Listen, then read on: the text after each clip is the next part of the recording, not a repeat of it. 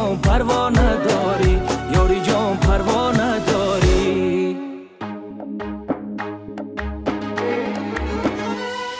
من از میدی یاری یوره کردم اشک از می جشش خطا کردم من از میدی یاری یوره کردم اشک از می جشش خطا کردم مجنون صفتم زی عشقی لیلا مجنون صفتم زی عشقی لیلا غمهای دیلم هزار کردم غمهای دیلم هزار کردم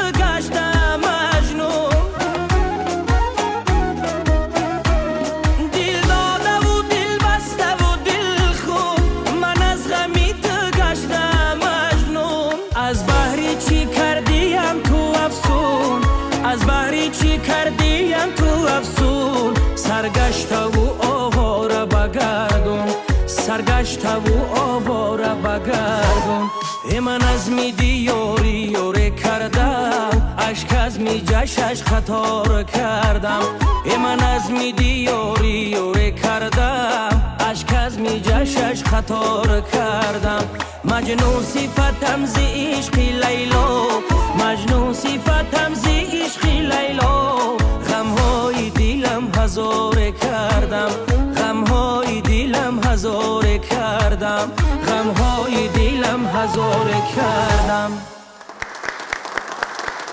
تشکر زیاد دادر عزیز برای ترانه و واقعا خیلی زیبا گفته است شاعر که دلبازی دلبرانه دارد نوروز ناز و نفس زنانه دارد نوروز مانند عروسکان گل پیراهن صد اشوه و صد بهانه دارد نوروز بهار و نوروز با فرد شما هموطن خیلی عزتمند ما مبارک باشد.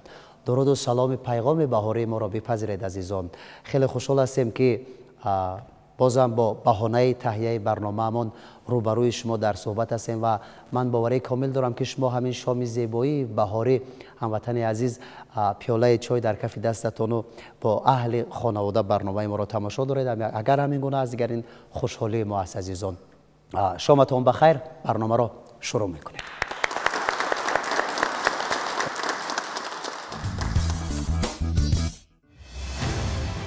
آبادی و پیشرفت و زیبایی‌های دوشنبه را به هیچ چیز دیگر نمی‌شود مقایسه کرد. گلگشت و خیابان‌های بی‌مثل، باغ و استراحتگاه‌های معاصر، راه و جاده‌های تخت و هموار و بنا و استقامتگاه‌های زمانوی دوشنبه شهر را به باغ بهشت بدل کردند.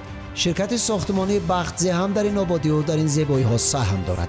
منزل‌های استقامتی که این شرکت می‌سازد واقعاً هم به ساکنان پایتخت بخت می‌آورد. بختزه از سال 2013 به بازار منزل سازی وارد شد و در این مدت کوتاه به بنیاد استقامتگاه‌های معاصر و صفتاً اعلی اعتماد شهرنشینان را به دست آورد. همین حال بنیاد 20 بنای بلند آشیانه استقامتی در برش کوچه‌های عینی و ملکه صابرова، رحیم جلیل و میرزا رضایی ناحیه شاه منصور را به پایان می‌رساند. 17 بنا علاقه آماده و تا جشن فرخنده 35 سالگی در برش این کوچه‌ها شهرک زیبا و زمانوی بنیاد خواهد شد.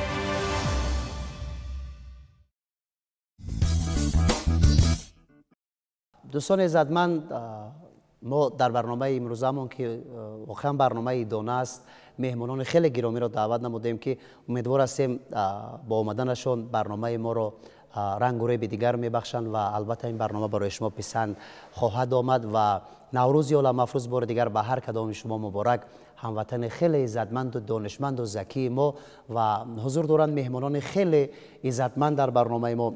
استاد عزیز ما استاد دانشگاه ملی تاجیکستان که من حضور ایشان را خیر مقدم میگم، دکتر علم های فیلولوژی پروفسور استاد شریف زاده با امراد خیر مقدم میخوام. تشکر. همچنین آموزگاران هستند که ایشان را خیر مقدم میگم و همچنین این بانوای زیبایی که بیننده های عزیز شما در افیر برنامه میبینید. فکر میکنم که برنامه ما را یک زیبایی یک بهارگونه کردن که من شما را خوش آمدید میگویم. خب شاعر جوان، شاعر بانوی دلشاد را خوش آمدید میگویم و دیگر فکر میکنم مکای جمشید را فرد ملت تاجیک میشناسد که هنرمند خیلی البته پرکار، پر انرژی و سالیان زیاد است که به لب مردم تاجیک خنده میآورد که دیگر خیلی ثواب کلان است. سلامت باشید. استاد جمشید در حلیم قطار همین گلها نوروزده یک خورم همینجا شده. تشکر. استاد شما نظرتون را در بابت همین سوال بگید که آیا نوروز تنها یک جشن بهاری است و اینکه فلسفه های خود را دارد؟ نوروز نه تنها یک جشن بهاری است، نه تنها یک آغاز سال است. بله. نوروز این پیش از همه فرهنگ است، تمدن است، معنویات است، معرفت است. بله. و تاریخ است و اساطیر است و تمام مفهوم‌های مربوط به معرفت به این واژه به نوروز داخل می شود. بله. من یاد دارم سال 1994 بود، شبکه تلویزیون تاجیکستان برنامه درباره نوروز کردنی بودن. من رو دعوت کرده از دانشگاه، باز دانشگاه موزگار 6 نفر دیگر. عموما حالا مردم درباره نوروز چی بودن، این نوروز، تاریخ این نوروز عموما نه دانشمند، حتی نه عالمان و دانشمندان معلومات نداشتن.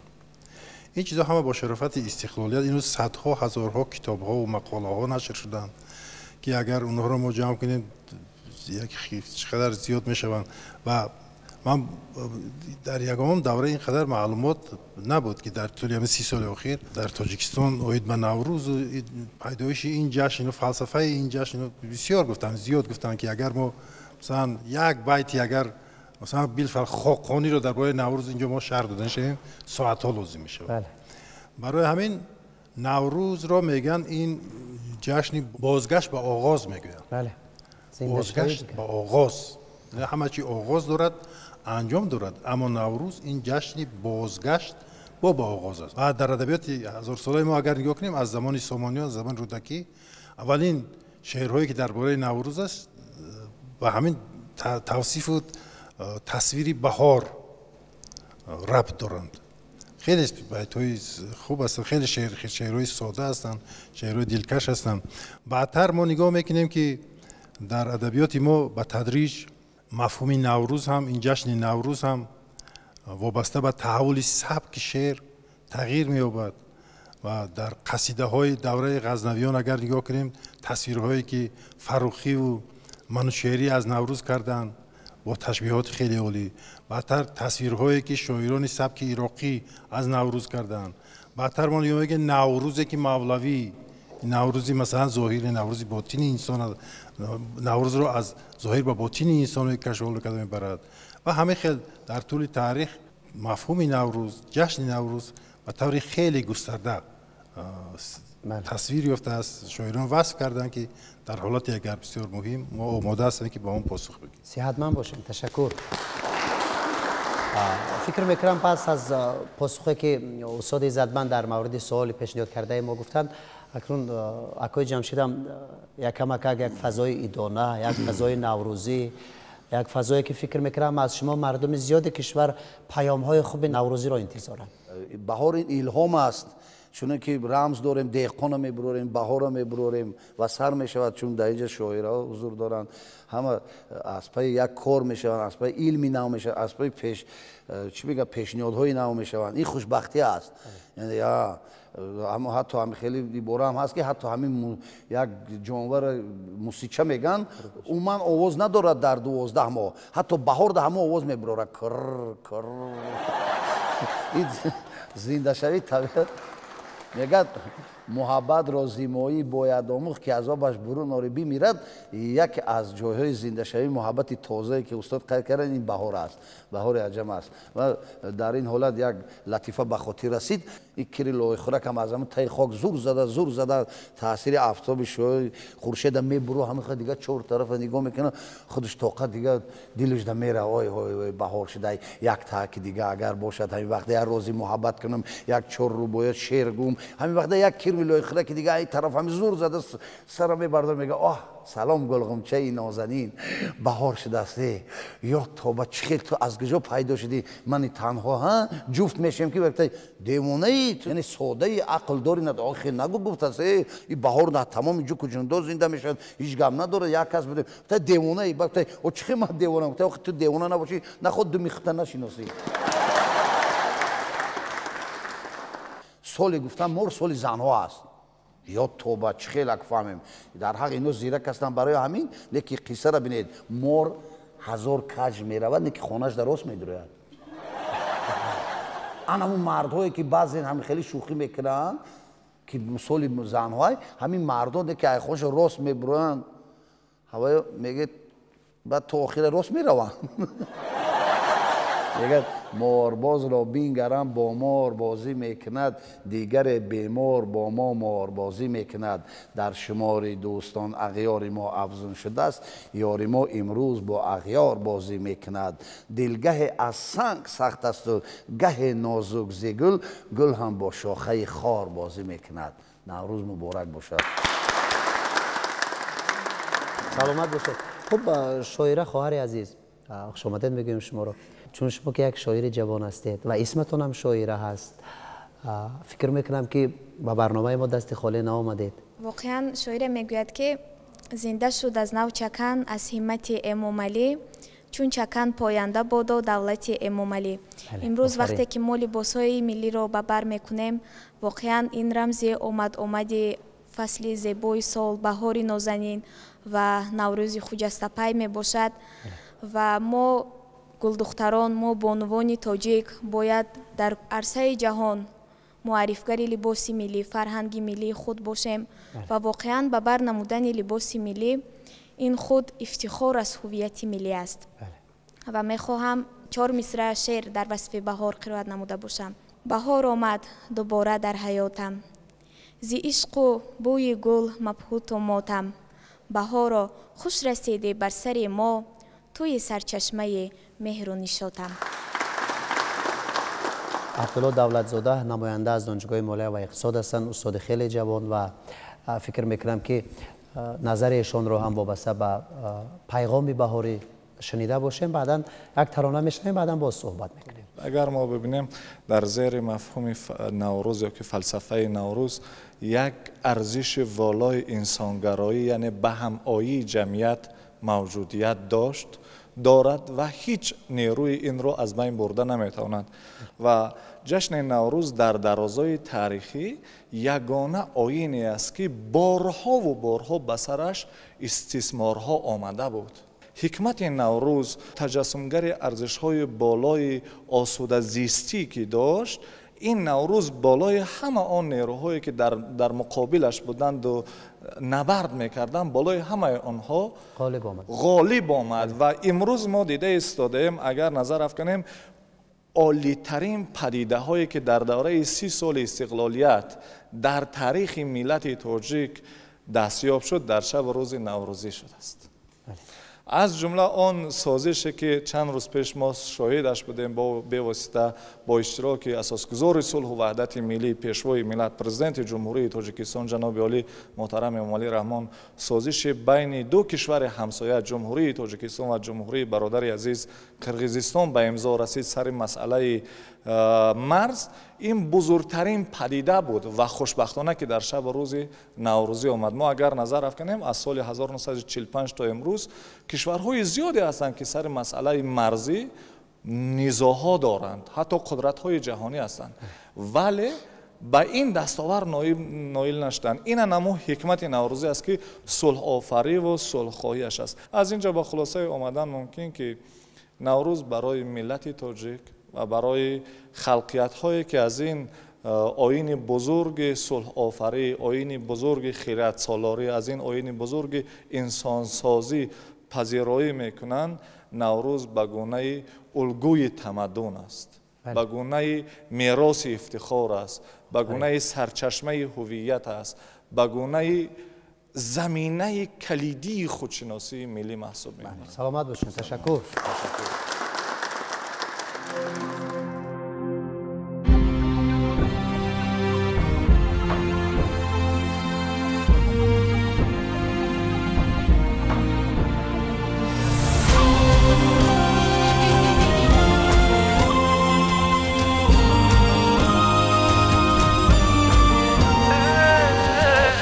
کجکرو کج نودنی ها یالا چشمانت خمار کجکرو کج نودنی ها یالا چشمانت چشمان خمار در قدی نودنی حال جانم بد چشمانی خمار جانم در قدی نودنی حال جانم بد چشمانی خمار جانم کجا کبرو کج نودنی حال پیاله چشمانت خماره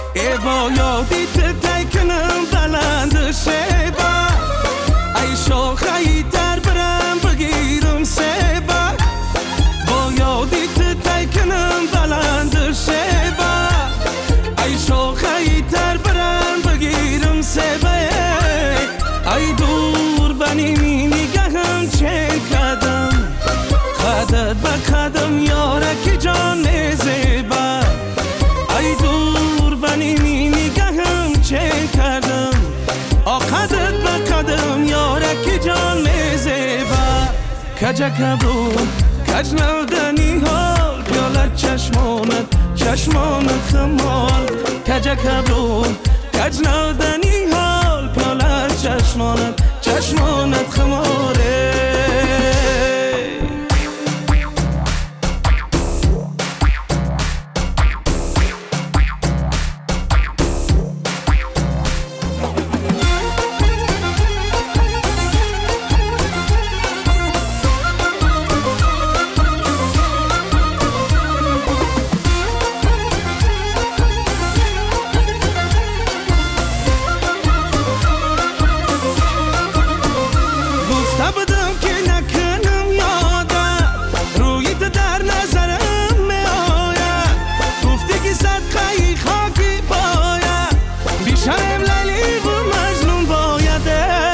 کجا کبرو کج نودنی حال پیاله چشمانت خمار کجا کبرو کج نودنی حال پیاله چشمانت خمار در قدی نودنی حال جانم بد چشمانی خمار جانم در قدی نودنی حال جانم بد چشمانی خمار جانم کجا کبرو کج نودنی حال پیاله چشمانت خمار کجا کبرو کج نودنی حال پیاله چشمانت خماره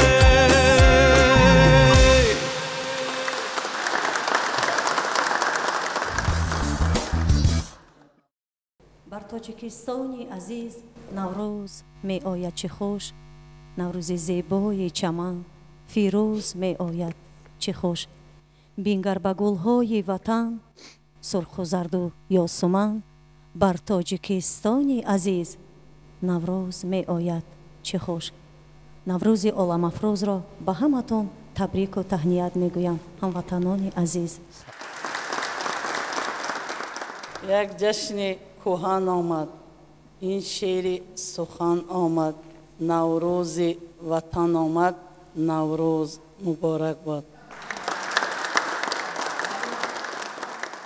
نوروز بیا به خاک پاک وطنم گلریز بکن زمین و باغ و چمنم نوروز بیا به خاک پاک وطنم گلریز نما زمین و باغ و چمنم اندر ره عشق و عاشق فرخنده پی من عاشق صحنه و بهار و چمن شاعر روانشاد حبیب الله فیض‌الله خیلی زیبا گفته است که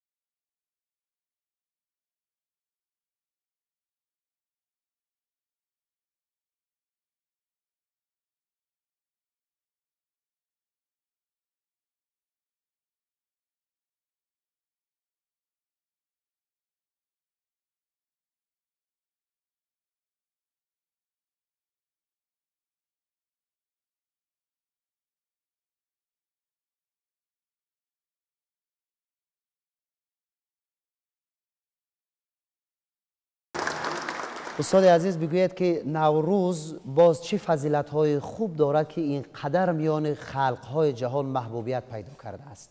نوروز این آغاز زیبایی ها است. احیای نه تنها طبیعت، احیای انسان است، احیای دل انسان است.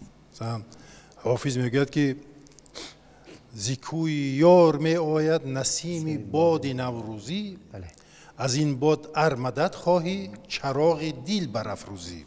چراغ دل رو میگه تبر از باد که عادتا چراغ رو خاموش میکند، شمال چراغ رو خاموش میکند، لیکن باد نوروزی چراغ دل را روشن میکند.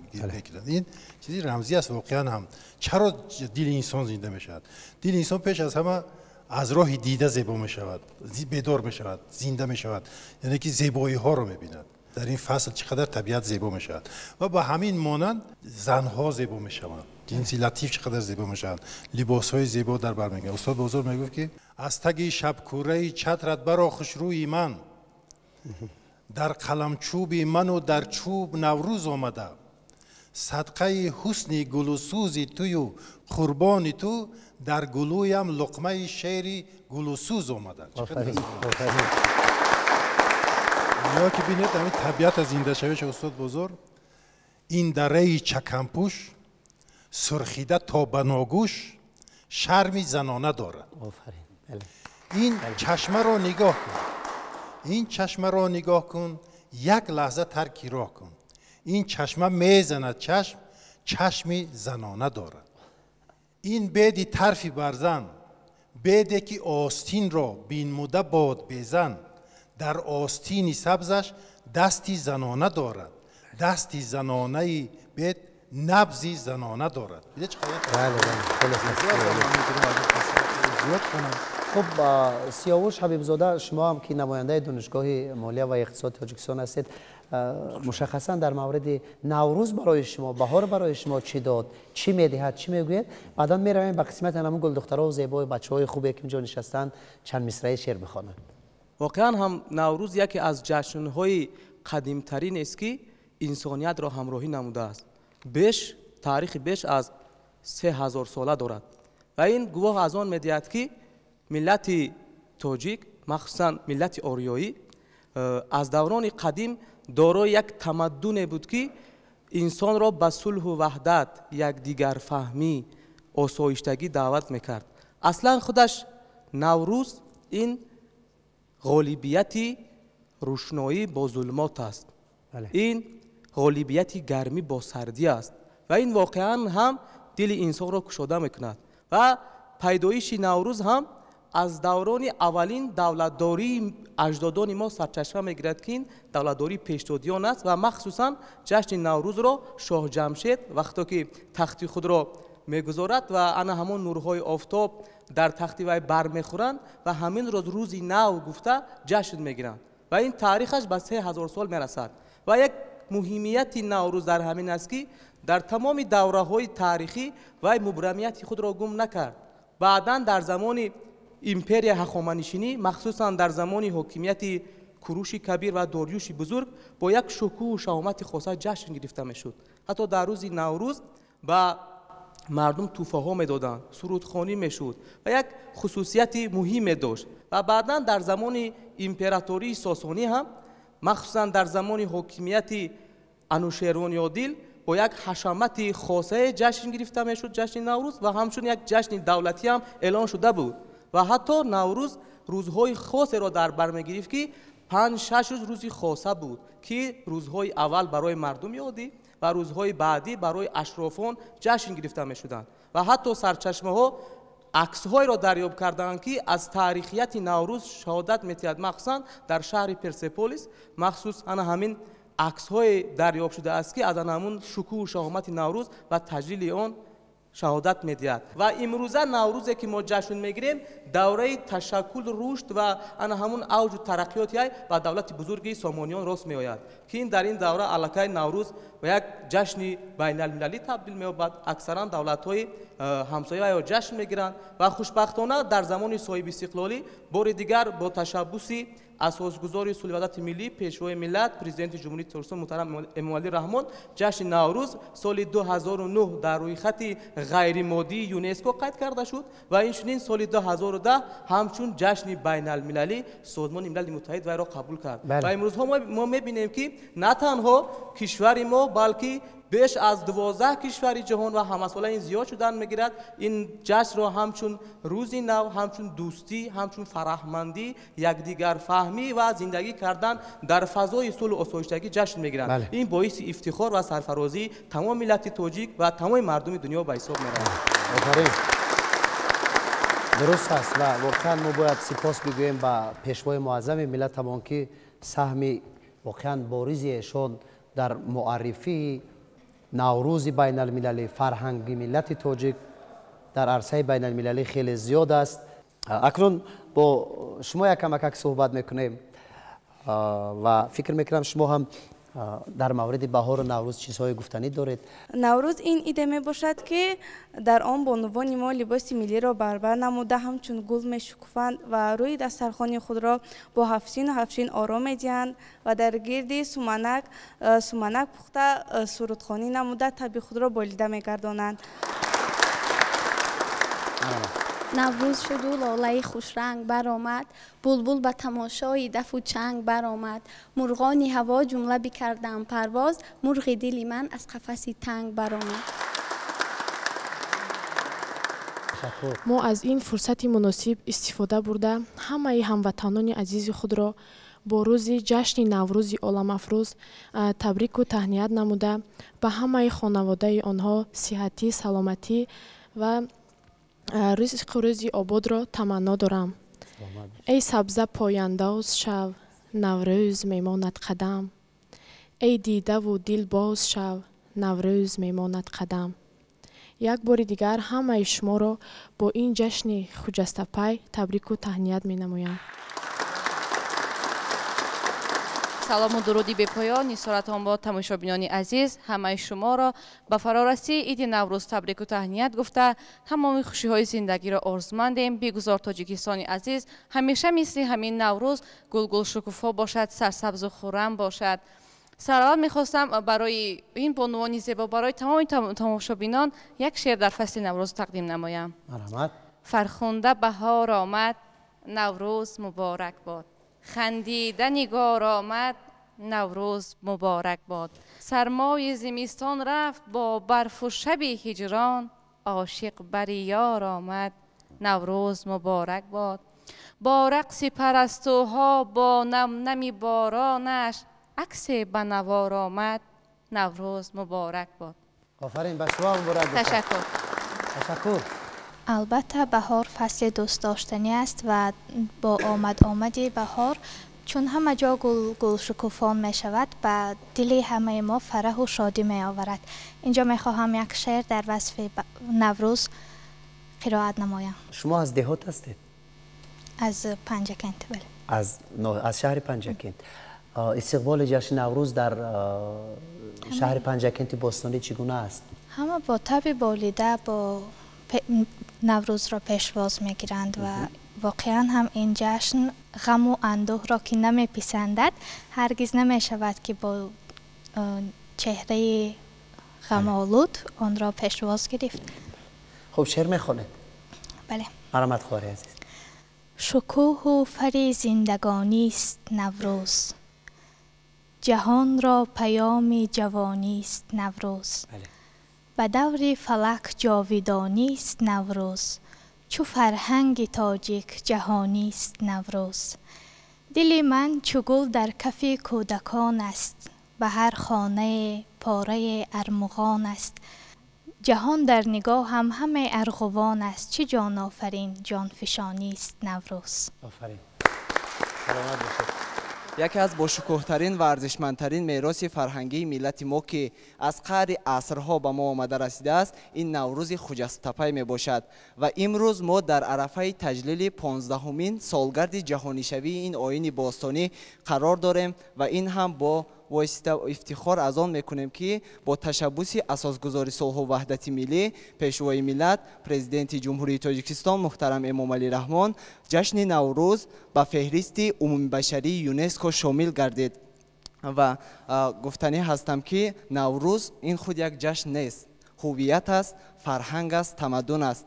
و با 4 مصرع شعر به اتمام رساندنی هستم. این شعر و سخن را بین، شاهی و چکن را بین، بیشکفته وطن را بین، نوروز مبارک باد. مبارک باشد، سلامت باشد. اتون من فکر میکنم جمشید حلیم هم آماده است که چند لطیفه دیگر پیشنهاد کند، بعدا ترانه بشنویم، چون که برنامه ما برنامه ایدانه است. برابر صحبت، برابر پیشنهاد لطیفه هایی که جمشید حلیم میکند، یک ترانه دیگر هم بشنویم. گمان میکنم عین مدعا است. خواهش میکنم. سلامت باشید. البته روبروی جوانان نشستن خوشبختی است، چون با آمده بهار خواهی نخواهی جوانی به خاطر میبیاری. من یک لطیفه برای طبیب والده دانشجو میگم. 2 تسکیلت رفته ایستادن، نیتش میگره، طرفی میگه شما کی گذشته بودید؟ که باید میگه 30 سال شد. و میگه شما کی گذشته بودید؟ میگه من 50 سال. ما حیات زندگی همین بود، از نصیب همین قوم دیدیم اومدیم صحبت که ای پیششون یک اسکلت دیگه میگذرد. هم خیلی سلام نمیتیاد. با این 2 کس میگم ایستا تو چه تو نمیفهمی ما رفت شدیم هم خیلی گذشتی. من این کس مردنش 30 سال، من 50 سال. خودت سلام هم ندادی، قلم فهمیم و وسط فهمیم. خودت کی گذشتی؟ که میگم میبخشی من گذشتگی نیست، من استودنتم.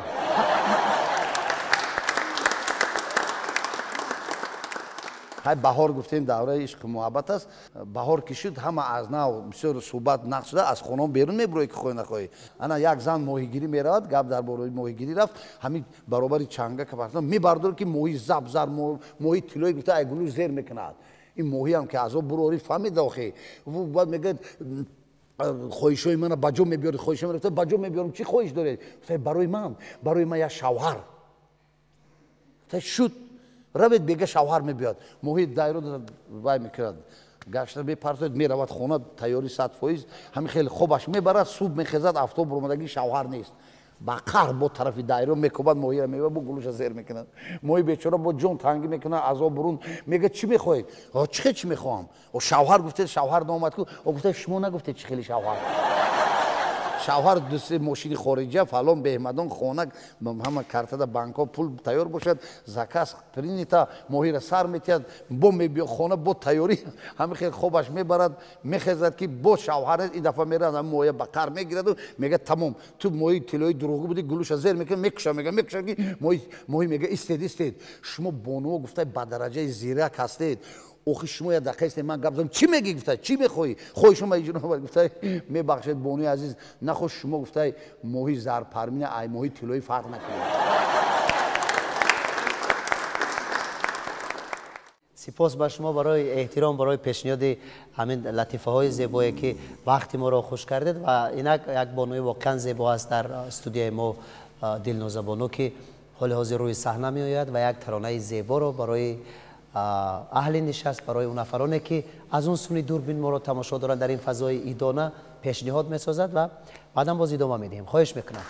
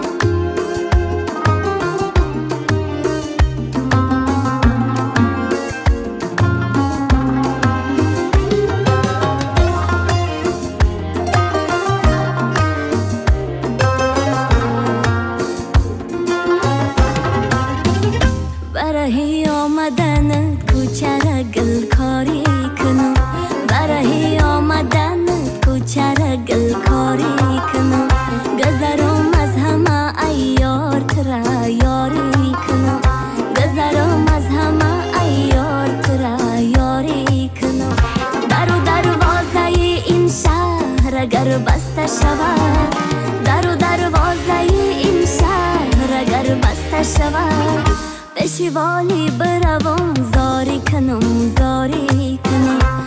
پشیوالی بروم زاری کنم زاری کنم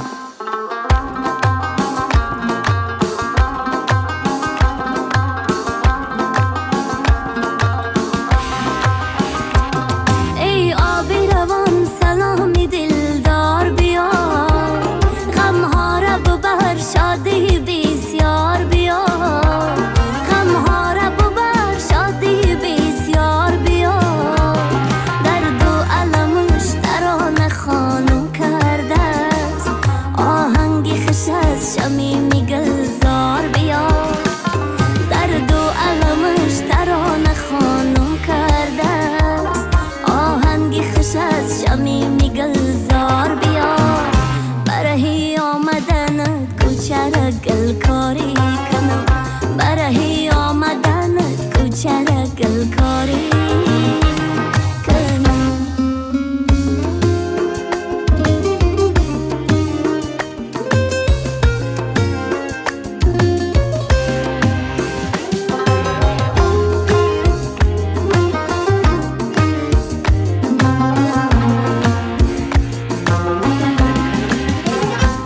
خواهم که در این روز و شبی مشکلی من دریا شوی و بیای بر ساحلی من دریا شوی و بیای بر ساحلی من پیوستن دل به دل عجب دشوار است تا دل ندهی ندانی سوزی دل من پیوستن دل به دل عجب دشوار است تا دل ندهی ندانی سوزی دل من برهی آمدنت کوچه را گلکاری کنم برهی آمدنت کوچه را گلکاری کنم گذرم از همه ایار ترا یاری کنم گذرم از همه ایار ترا یاری کنم در و دروازه این شهر اگر بسته شود در و دروازه این شهر اگر بسته شود پشیوالی بروم زاری کنم زاری کنم پشیوالی بروم زاری کنم زاری کنم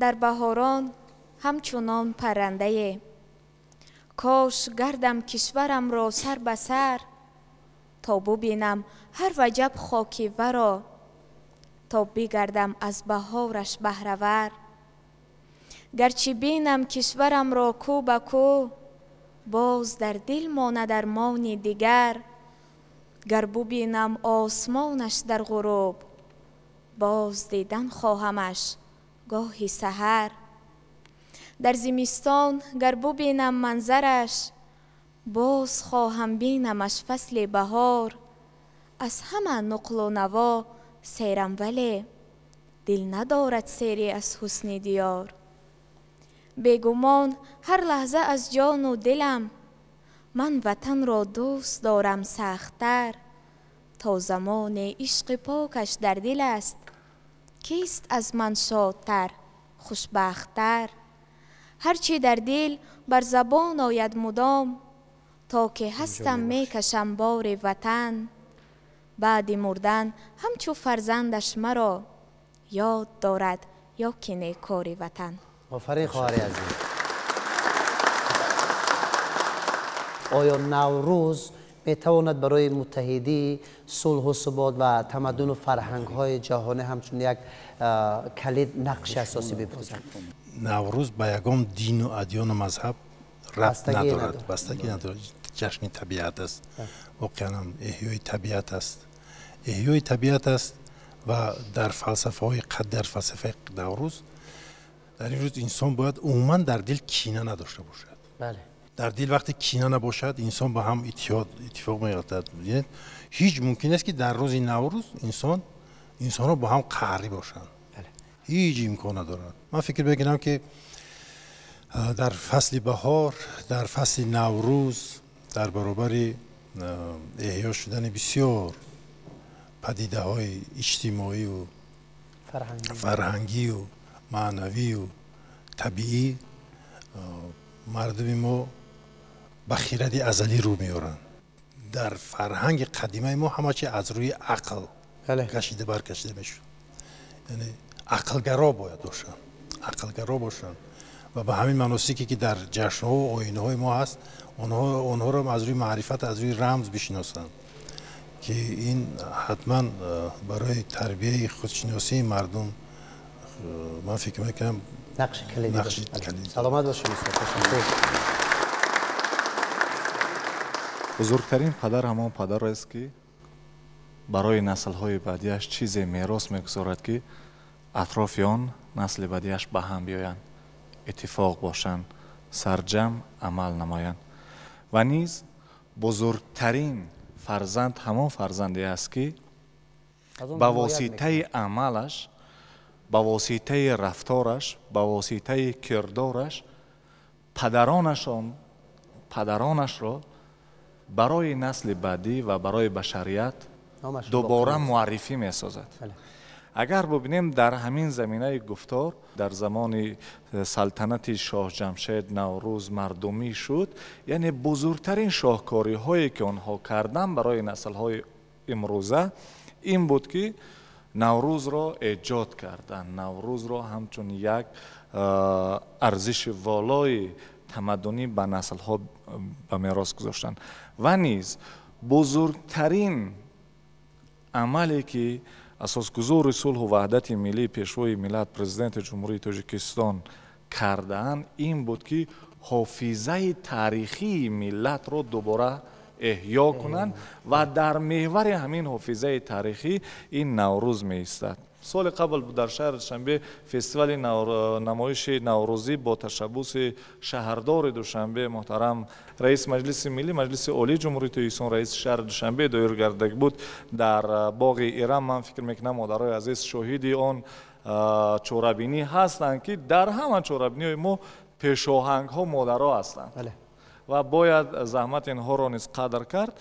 و در آنجا ما دیده بودیم که نماینده های دولت های گوناگون جهان در سطح دیپلمات ها، در سطح سفیرها، در سطح عالمان و دانشمندان و تاریخنگاران و شاعران جمع آمده بودند و از همان دسترخوان نوروزی، از همان سفره نوروزی لذت می بردند و قائل شده بودند نزد تاریخ ملت تاجیک، نزد فرهنگ ملت تاجیک، نزد اصالت ملت تاجیک، نزد هویت ملت تاجیک. و این نمو بازگشایی حکمت نوروز است. عین حال نوروز در امریکا در نیویورک در سازمان ملل متحد همچون کنفرانس، همچون مثال میگیریم میزهای مدور برگزار میگردد که در اساس این کنفرانس و میزهای مدور تمام همون دولت هایی که به واسطه جشن نوروز را قبول کردن گرد میآیند و این یک عنعنه به همایی ملت ها است.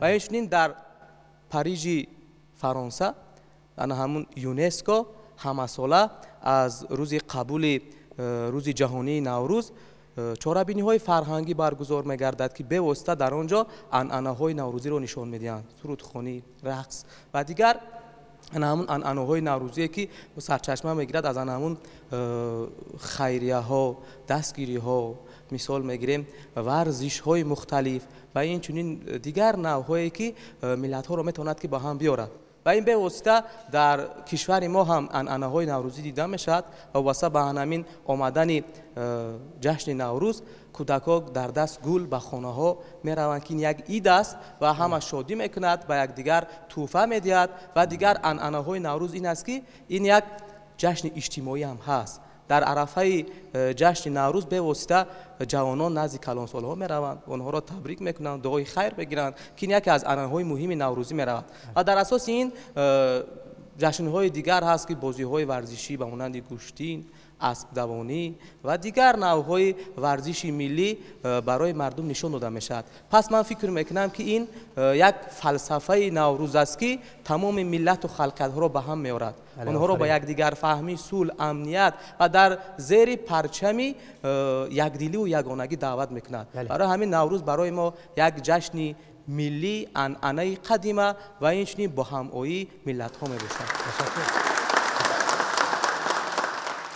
همزیبی چمن نوروز، همزیبی وطن نوروز، در دشت و دمه نوروز مبارک بود. همین نوروز خجسته رو با تمام اهل نشست و تمام مردم تاجیک مبارک بود و خیر مقدم میگویم. آفرین باشید. از نویسنده‌های بزرگ ما در ضرب المثل این عبید زاکانی است. یک کیسه به خاطر رسید.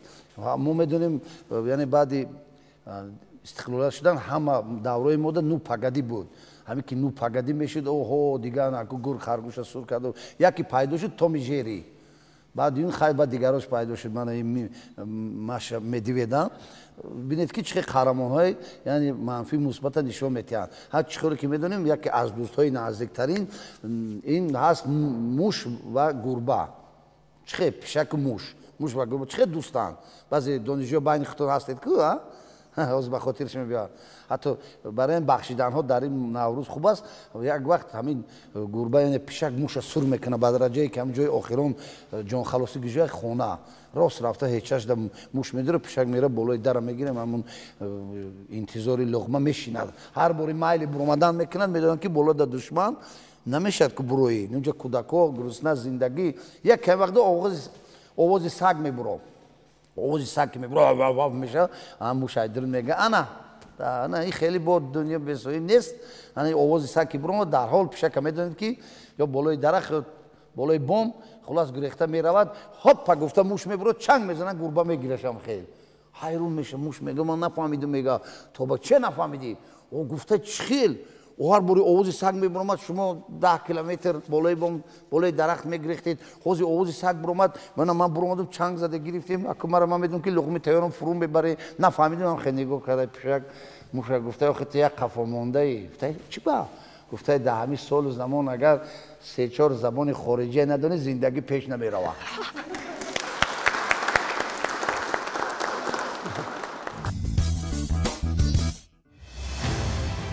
آبادی و پیشرفت و زیبایی‌های دوشنبه را به هیچ چیز دیگر نمی‌شود مقایسه کرد. گلگشت و خیابان‌های بی‌مثل، باغ‌های استراحتگاه‌های معاصر، راه و جاده‌های تخت و هموار و بنا و استقامتگاه‌های زمانوی دوشنبه شهر را به باغ بهشت بدل کردند. شرکت ساختمانی بختزی هم در این آبادی و در این زیبایی‌ها سهم دارد. منزل‌های استقامتی که این شرکت می‌سازد واقعاً هم به ساکنان پایتخت بخت می‌آورد. بختزی از سال 2013 به بازار منزل سازی وارد شد و در این مدت کوتاه با بنیاد استقامتگاه‌های معاصر و صفتاً اعلی اعتماد شهرنشینان را به دست آورد. همین حالا بنیاد 20 بنای بلند آشیانه استقامتی در برش کوچه‌های عینی و ملکه صابرова، رحیم جلیل و میرزا رضایی ناحیه شاه منصور را به پایان می‌رساند. 17 بنا علاقه آماده و تا جشن فرخنده 35 سالگی در برش این کوچه‌ها شهرک زیبا و زمانوی بنیاد خواهد شد.